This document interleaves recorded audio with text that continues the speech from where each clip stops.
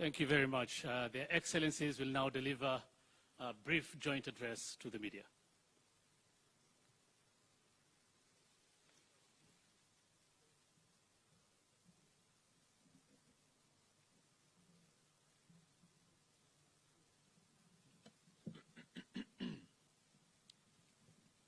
Your Excellency, my brother, João Manuel Lourenço, President of the Republic of Angola, honorable members of your delegation, ministers and guests, good afternoon and welcome to this very important occasion.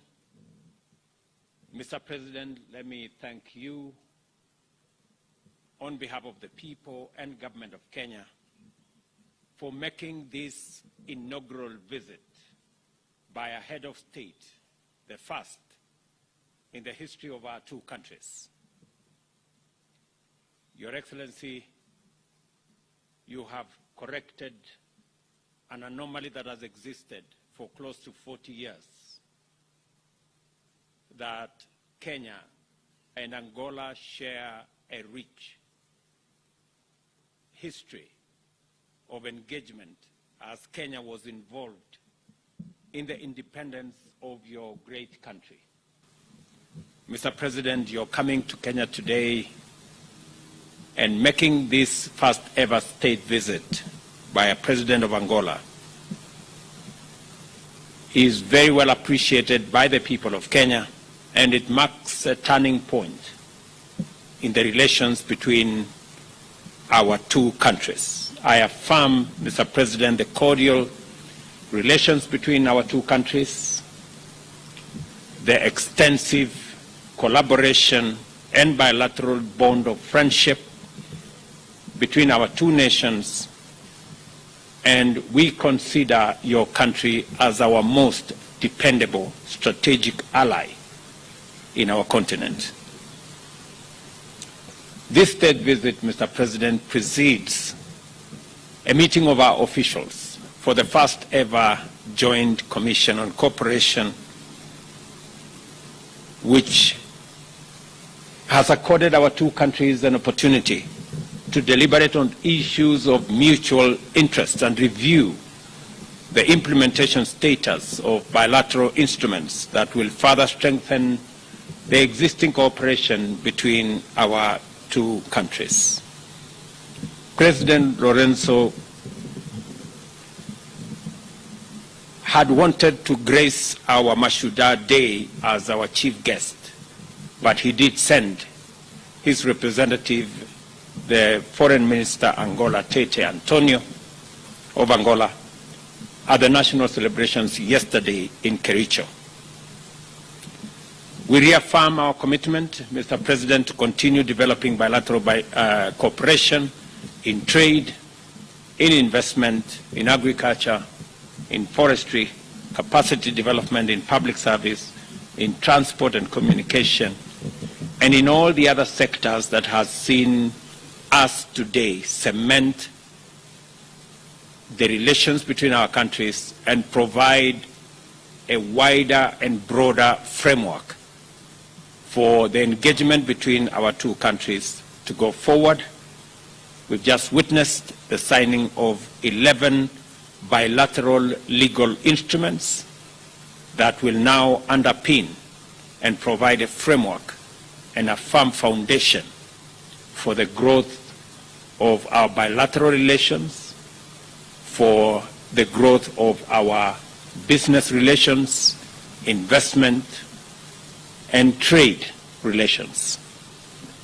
Mr. President, all the MOUs that we have signed today on telecommunication and ICT, on oil and gas, mining and geology, health collaboration, capacity building in public service, and cooperation in our respective diplomatic academies, these frameworks will unlock the potential of our commerce, our trade, our government-to-government and people-to-people relations.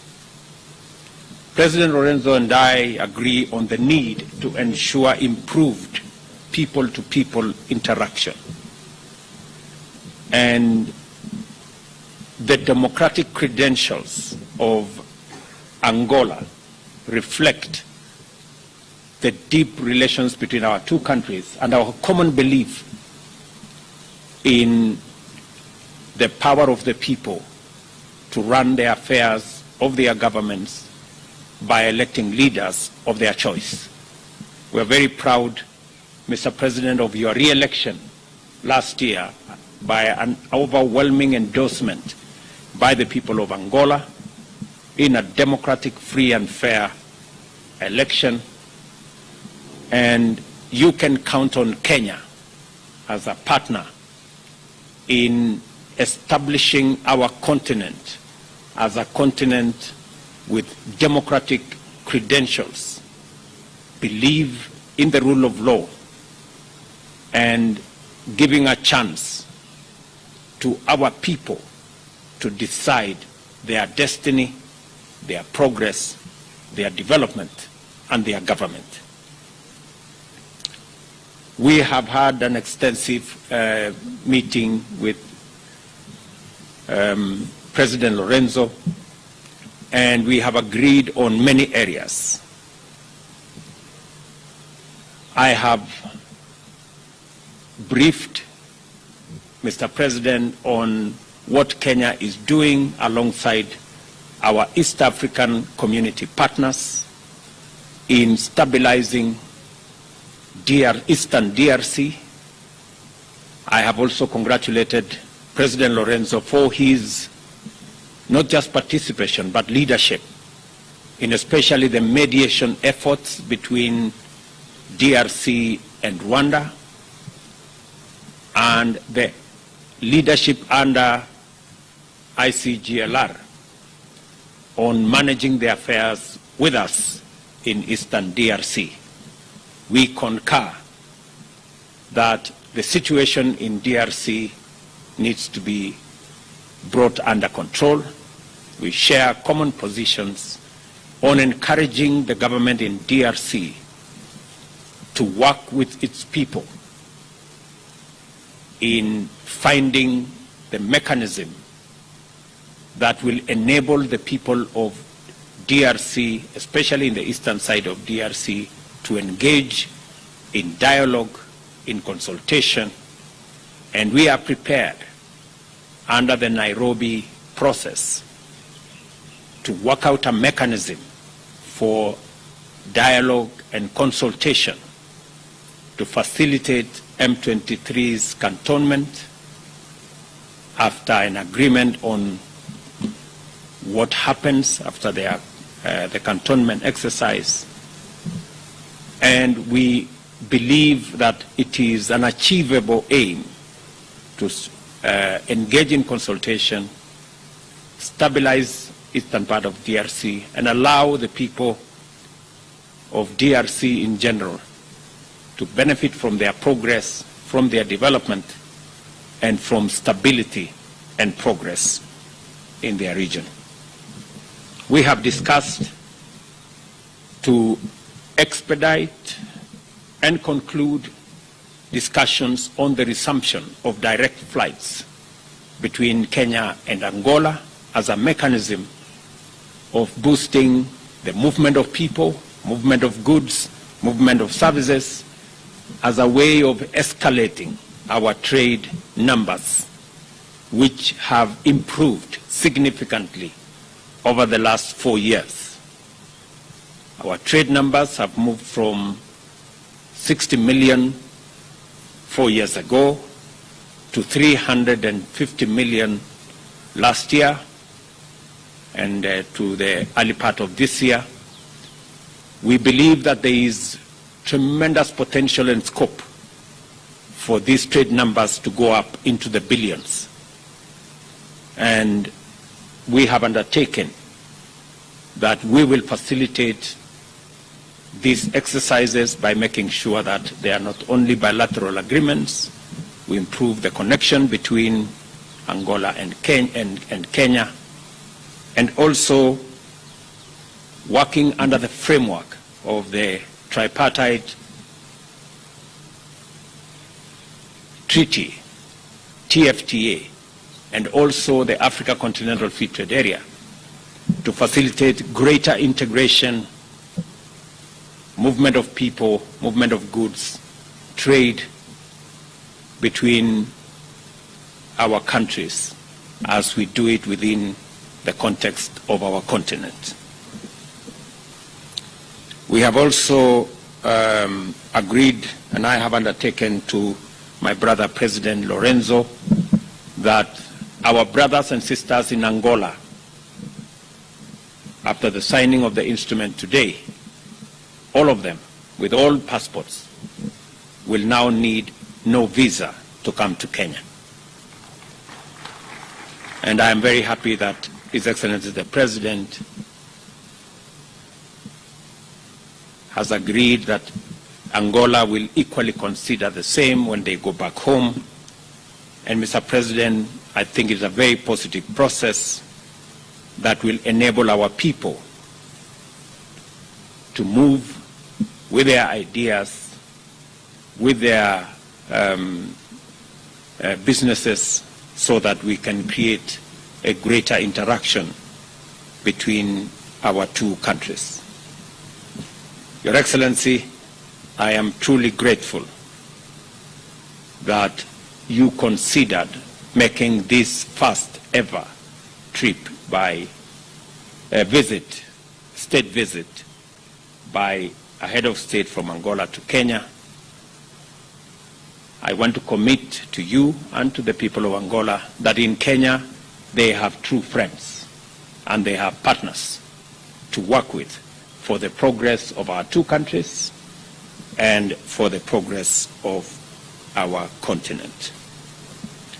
Mr. President, I also acknowledge that we suffer the consequences of climate change. And I want to thank you for sending your deputy for the Africa Climate Summit, which we held in Nairobi between the 4th and the 6th of last month, and that together we're going to formulate a common position as we go to COP28 in Dubai beginning next month to ensure that Africa makes its full contribution at this very crucial stage, especially in managing the effects of climate change that is ravaging our countries. Your Excellency, I am acutely aware that the trade numbers are in favor of Kenya. 96% of that trade is Kenyan goods finding its way to Angola. We will look at avenues that will balance this trade between our two countries, as I encourage business people, entrepreneurs in Kenya to continue working with their Angolan counterparts to enhance, increase, expand avenues of trade, investment and business between our two countries, so that in a very short while we will be reporting billions of trade between our two countries. Your Excellency,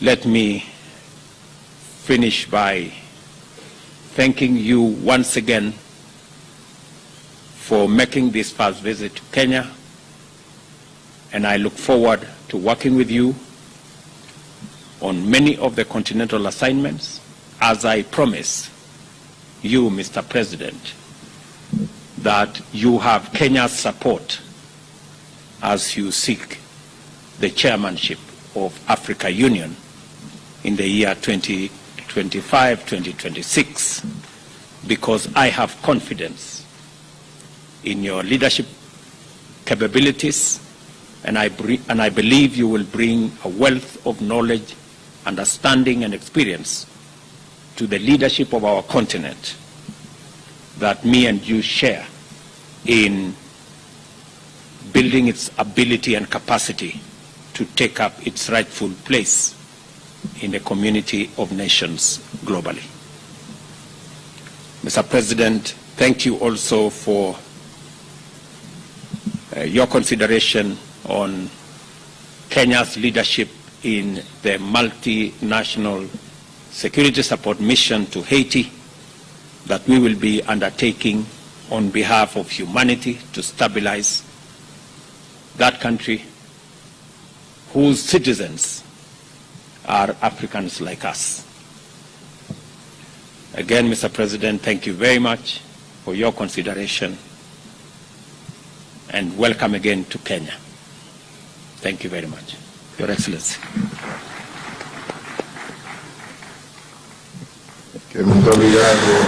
Thank you very much, President William Ruto. Thank you to